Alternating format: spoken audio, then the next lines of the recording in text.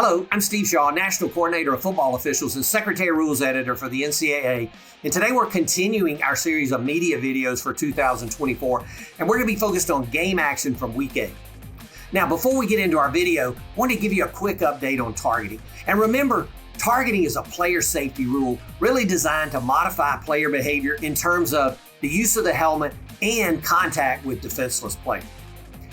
And history dictates that early in the season, our numbers are higher, and as we work through the year, those numbers begin to trend downward. Now, we're averaging 0.16 targeting fouls enforced per game. That equates to one targeting foul in every 6 games, and that's a good number.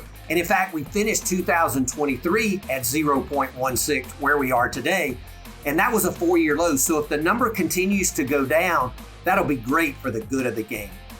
Now, play 4 in our video is going to focus on a targeting call from this past weekend. But with that, let's get on into our plays. Our first play this week, the offense has 3rd and long. They're going to throw downfield. The ball's going to be intercepted, and it looks like the defense will return it all the way for a pick 6. And the ruling on the field is touchdown. But as we go back and take a look, number 4, he's going to drop the ball just before he crosses the goal line. So replay is going to come in and take a look at this, and there's no question that number 4 loses possession in the field of play short of the goal line. But the key is we need to not only see the fumble, but we need to see what happens to the ball. And as we take a look, we see that the ball, it rolls forward into the end zone, but nobody attempts to recover the ball. So without a recovery and the immediate continuing action, replay is going to overturn the call. There's no touchdown here, but they're going to return the ball to the intercepting team, and they'll get it at the spot of the fumble. So it'll be 1st and goal at the 1. Now, if the ball was recovered by the intercepting team in the end zone, it would have been a touchdown.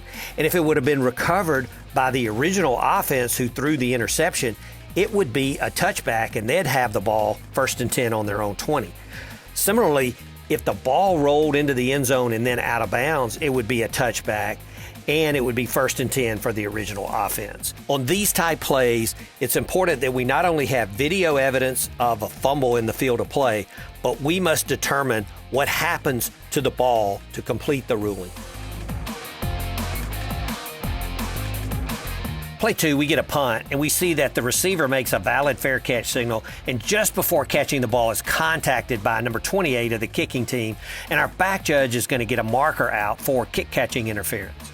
Now, we see the side judge comes in immediately to the back judge. They have a conversation, and then we get an announcement from our referee. There is no foul for kick catch interference. The defender was blocked into the receiver. 1st down, Missouri. And as we go back and take a look at the replay, the side judge had a great view that number 30 of the receiving team blocked number 28 into the return man. So there's no foul for kick catching interference when an opponent blocks you into the receiver. And this is excellent communications by the crew. And the process here is if the non-calling official has information impacting the call, they bring it to the calling official in a positive way. Not, do you think number 28 was blocked into the return man, but factually, number 28 was blocked into the return man. Then it becomes the calling official's decision whether to pick the flag up or not. They appropriately picked the flag up here. This is excellent work, excellent communications by the crew. Play 3, we're going to look at one of our new technologies for this season, namely the coach-to-player communication system. Now, early in the game here, we see that the head coach, he has a concern. He can't communicate properly to one of his players on the field. Now, there's no NCAA rule concerning system failure of coach-to-player, but the rule allows conferences to provide guidance when there is communication failure. All 10 FBS conferences have adopted the same policy, and that policy is if there's a total system failure for one team, then both teams must not use their coach-to-player system until it is repaired. Now remember, it's a total system failure. And it's not the head coach that identifies the system failure, but we have an orange hat or the game manager that makes the determination if the entire system is down or if it's just an individual or a component failure. And that's what the Orange Hat determined here and communicated to the referee. It was not a total system failure, so both teams could continue to use their coach-to-player system. Both new technologies, coach-to-player communications and the sideline tablets, have overall performed very well this season, and they continue to get excellent feedback from our coaches and players. Play 4, we get a pass over the middle, and number 8 of the defense delivers a strong hit to the receiver. Now, replay is going to stop the game and take a look at the play for a potential foul for targeting with the crown of the helmet. And as we see the receiver tuck the ball and turn up, number 8 delivers a strong hit. The defender lowers his head, leads with the helmet, and even though there was a slight glancing blow off the face mask of the receiver, he buries his crown into the chest, shoulder area of the receiver. And as we know, to be crowned, it doesn't have to be to the helmet. And as we see here, it's into the body of the opponent. So this is correctly ruled targeting by replay. And remember, as we stated in the opening, this rule is a player safety rule, and it is positively impacting player behavior. And on this play, if the defender could keep his eyes up and see what he hits, there would be no foul. Play 5, and we continue to get questions on this type play. We see that the quarterback, he fakes, and he quickly throws out into the flat to the H-back, who makes the catch, and then he drives upfield for a 3-yard gain. And as we go back and take a look at the action on the quarterback, we see the defender, he has 2 hands up to try to block the pass. He misses the pass, but then he's going to contact the head of the quarterback. And this contact is not incidental, and our referees are instructed when we have this type contact to the passer who is in a passing posture and is totally defenseless, we want this as a foul for roughing the passer.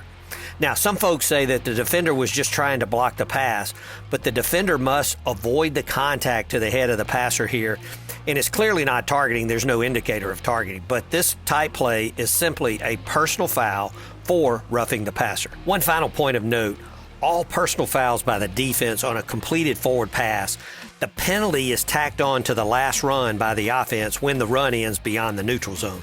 So here, we'd penalize half the distance to the goal from the 6 to the 3, and it'd be an automatic first down. Our last play this week, we get a quick pass out to the wideout. He makes a move, he reaches out for the goal line, and the ruling on the field is touchdown.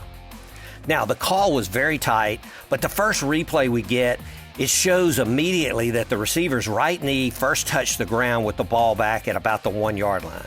So with very little delay, we get an announcement from our referee. After a replay review, the runner was down at the 1-yard line, first and goal. Here, the referee gets the information from the replay official over their O2O, their official-to-official communication system, and this expedited review keeps the game moving and avoids the referee from having to make the long jog to get to the replay headset and the monitor.